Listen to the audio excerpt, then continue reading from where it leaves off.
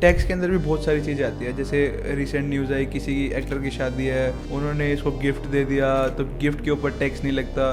तो सर ये सारी चीज़ें क्या है, मतलब कितने तक टैक्स नहीं लगता, क्या सीन रहता है इसके अंदर? अगर आपने मुझे 1 लाख रुपए दे दिया एज ए गिफ्ट, मुझे उसके ऊपर मेरा स्लैब रेट, अगर मैं हायर स्लैब रेट पे हूँ तो 30% टैक्स भरना है। अगर आपने मुझे 1 लाख का वॉच दे दिया तो मुझे भी फिर भी मुझे वो वॉच की जो मॉनेटरी वैल्यू है कितनी, 1 लाख के ऊपर मुझे स्लैब रेट के हिसाब से टैक्स भरना है। अगर मैं हायर स्लैब रेट में हूँ तो मुझे 30% टैक्स भरना है। तो सर फिर ऐसा क्यों चलता है? जैसे इंस्टाग्राम पे हम देखते हैं कि किसी सेलिब्रिटी ने गिफ्ट दे दिया तो उसको टैक्स नहीं लगेगा, मतलब उनको देना ही पड़ता है एक तरीके से टैक्स। अभी आपकी नेक्स्ट ईयर शादी होगी, सपोज शादी में आप मुझे इनवाइट करते हो और मैं शादी में आता हूँ, आपको शगुन के 1 लाख रुपए में दे देता हूँ। उस 1 लाख रुपए पे आपको टैक्स नहीं लगेगा। ओके आज मैंने आपको 1 लाख रुपए दे दिया तो आपको टैक्स भरना पड़ेगा। ओके स्लैब रेट के हिसाब से अगर आप 30% पे है तो आपको 30,000 रुपए टैक्स भरना पड़ेगा। लेकिन आपके शादी में मैं आपको 1 लाख रुपए दूंगा, वो टैक्स फ्री है।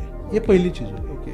दूसरी, आपके ब्रदर ने मुझे 1 लाख रुपए दे दिए तो मुझे 30% टैक्स भरना है, या फिर स्लैब रेट के हिसाब से टैक्स भरना है। और आपके ब्रदर ने वही 1 लाख रुपए आपको दे दिया तो आपको टैक्स नहीं भरना। ब्लड रिलेशन में जो गिफ्ट जाता है ना, उसके ऊपर टैक्स नहीं है। तो हम क्या सोचते हैं कि शाहरुख खान ने उसके बेटी को गिफ्ट दे दिया और उसके ऊपर वो टैक्स नहीं भर रही, लेकिन वो उसकी बेटी है ना, तो वो टैक्स क्यों भरेगी? ब्लड रिलेशन में टैक्स नहीं है। शाहरुख आपको गिफ्ट करेगा तो आपको टैक्स भरना ही पड़ेगा। बिल्कुल बिल्कुल बिल्कुल।